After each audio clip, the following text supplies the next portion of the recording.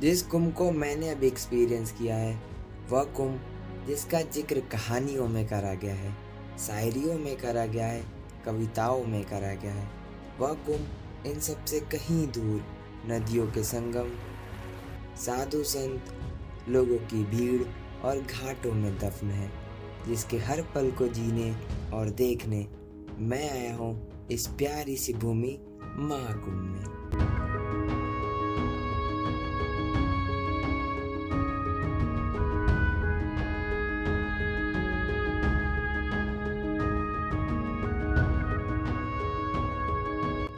और ये रहा मैं, आपका सारथी, जिसके रथ पर सवार आप सभी करने वाले हैं इस दिव्य और भव्य भूमि के दर्शन।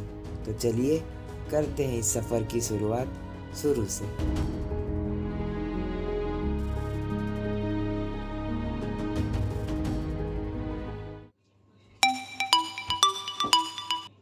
हेलो। कार्तिक बोल, रेडी हो गए हो ना? चले? क्यों? तू क्यों नहीं आ रहा? और अमन, वो भी नहीं आ रहा है?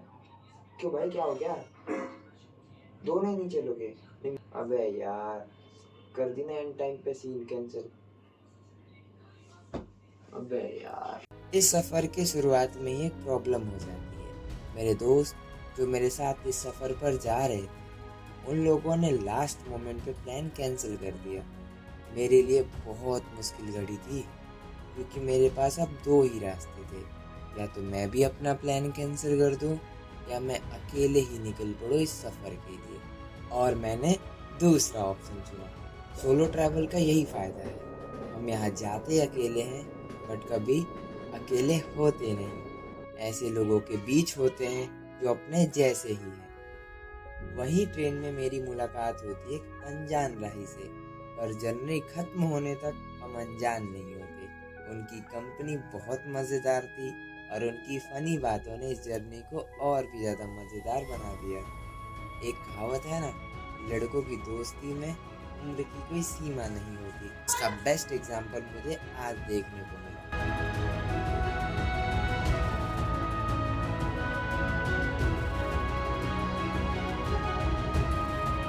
तो फाइनली अभी हम सब है कानपुर रेलवे स्टेशन और अब बारी है हमारी जर्नी के दूसरे और सबसे मुश्किल पड़ाव की, जो है कानपुर से लेके प्रयागराज। और ये मुश्किल इसलिए है क्योंकि यहाँ से मेरा कोई रिजर्वेशन कंफर्म नहीं है, मुझे जनरल में ट्रेवल करना पड़ेगा। अभी यहाँ से थोड़ा बाहर चलते हैं, थोड़ा कुछ खाते हैं क्योंकि भूख भी काफी तेज लगी है। प्रयागराज के लिए जो दूसरी ट्रेन है वो है 12 बजे के, तकरीबन 12 बजे करीब, तो उसको पकड़ेंगे और फिर चलेंगे कुंभ के दर्शन करने। तो बोलिए हर हर गंगे। तो guys finally Kanpur railway station से बाहर निकल चुके हैं। अभी देखते हैं कुछ खाने वगैरह की चीज़ें मिलती है या नहीं। और देखो मेरे सामने रेलवे स्टेशन, तो चलो चलते हैं कोई पास वाले होटल में।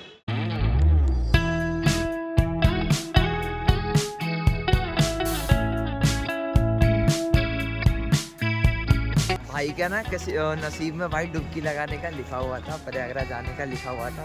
भाई तो सोचो भाई, वहाँ से कोलकाता की ट्रेन पकड़ने आए थे बट कोलकाता की ट्रेन मिस हो जाती है।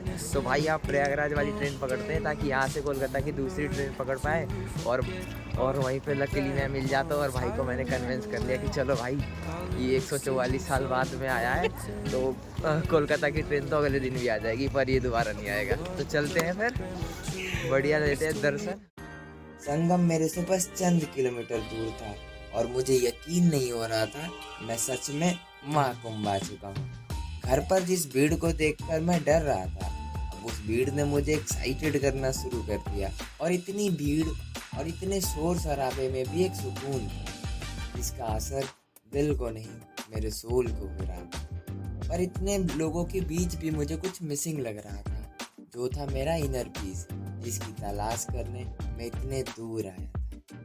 लगभग 2 किलोमीटर की वॉकिंग के बाद मेरे सामने था माँ गंगा, सरस्वती और यमुना का त्रिवेणी संगम, जिसमें स्नान करने का कितना महत्व है ये मुझे बताने की जरूरत नहीं। और संयोग से आज एकादशी भी है और मुझे ब्रह्म मुहूर्त में डुबकी लगाने का मौका मिला। इससे ज़्यादा सौभाग्य की बात मेरे लिए और क्या हो सकती है। आज का दिन मेरे लिए कितना लकी था, आप इस बात का अंदाज़ा सिर्फ इस बात से लगा सकते हैं कि मुझे ना सिर्फ ब्रह्म मुहूर्त में स्नान करने का सौभाग्य मिला, बल्कि इस पवित्र भूमि के सनराइज को भी एक्सपीरियंस करने का मौका मिला। सूरज तो दिल्ली की तरह सेम था, बट आज संगम पर खड़े होकर ऐसा लग रहा था मानो उसकी ऊर्जा अलग थी, वह जिंदगी में नए रोमांच और नए रंग भरने आया हो। संगम के बाद अब बारी थी साधु संतों के दर्शन की, क्योंकि मान्यता ऐसी है कि संगम स्नान के बाद साधु संतों के दर्शन मात्र से ही आपकी यात्रा के फल कई गुना बढ़ जाते हैं। पर अखाड़ों में जाकर मुझे निराशा के अलावा और कुछ हासिल नहीं हुआ, क्योंकि ज्यादातर साधु संत वसंत पंचमी के शाही स्नान के बाद अपने अपने आश्रम पुनः लौट चुके थे।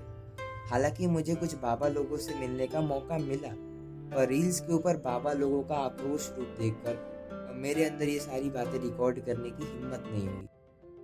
महाकुंभ सिर्फ मेरी, संगम या प्रयागराज की कहानी नहीं, बल्कि उन लाखों करोड़ों श्रद्धालुओं की भी कहानी है जो मेरी तरह अपने रूटीन वर्क लाइफ से ब्रेक लेकर यहाँ आए हैं कुछ ऐसा एक्सपीरियंस करने तो शायद उन्होंने पहले ना किया हो। इस भीड़ में बढ़ता हर कदम सभी को उनकी मंजिलों के और नज़दीक ले जा रहा था। इसकी तलाश करने हम सभी इस दिव्य भूमि पे आए थे। अखाड़ों में साधु संतों के दर्शन तो नहीं हुए, पर क्या हुआ, सफर तो अभी शुरू हुआ है। तकरीबन 4 किलोमीटर और वॉक करने के बाद मैं पहुंच जाता हूं सेक्टर 20, जहां जाकर मानो मेरी सारी थकान चुटकियों में दूर हो जाती है, क्योंकि यहाँ पर दर्शन होते हैं भगवान जगन्नाथ के, जो मेरे कुंभ के बेस्ट एक्सपीरियंस में से एक है।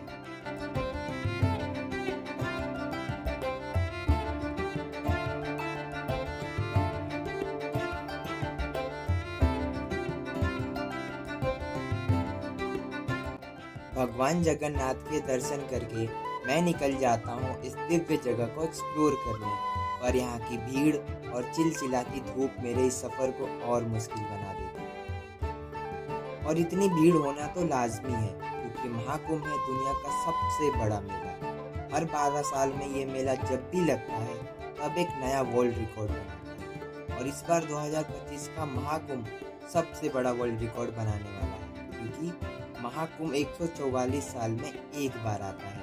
इसमें शामिल होने वाले हैं तकरीबन 50 करोड़ लोग, जो दुनिया की आधे से ज़्यादा देशों के पॉपुलेशन से भी ज़्यादा।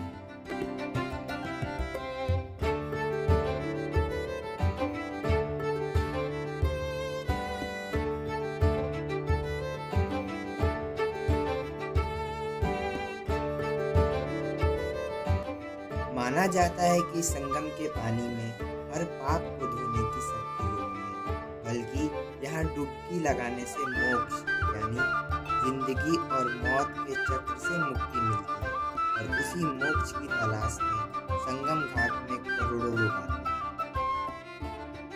कुंभ की इस दिव्यता को देखते निहारते मैं पहुँचता हूँ नागवासुकी टेम्पल।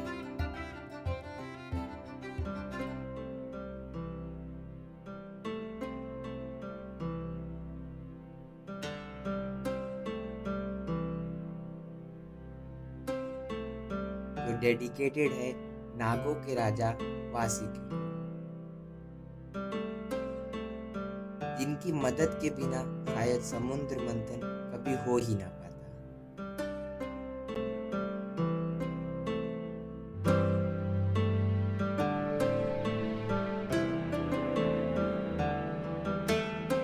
यहाँ से कुछ ही दूर पर मौजूद है 12 दिव्य शिवलिंग, और इनके दिव्य होने का कारण यह है कि ना तो ये किसी पत्थर, सोना, चांदी या मिट्टी से बने हैं। इनको बनाने में इस्तेमाल हुए हैं 5 करोड़ 51 लाख रुद्राक्ष।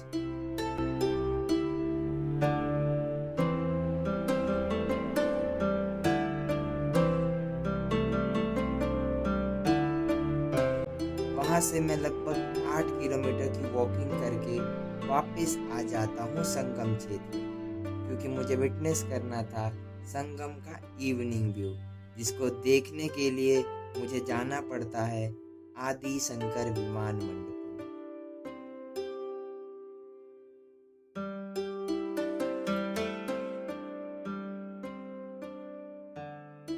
और वहां से जो मुझे व्यू मिला अद्भुत।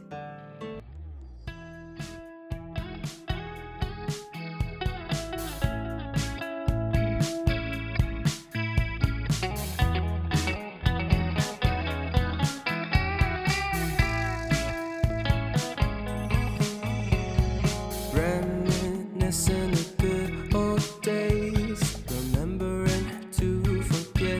और इस नज़ारे को देखने का सिलसिला यूं ही काफ़ी देर तक चला और इस व्यू के एंड होने के साथ साथ वक्त आ चुका था हमारे आज के एपिसोड्स के एंडिंग। और कल का दिन बहुत स्पेशल है क्योंकि हम उन सभी जगह पर जाने वाले हैं जहां गए बिना हमारा प्रयागराज का सफ़र अधूरा है। But what if I'm not good enough? Split personality, sometimes sour, sometimes sweet. And M. Night Shyamalan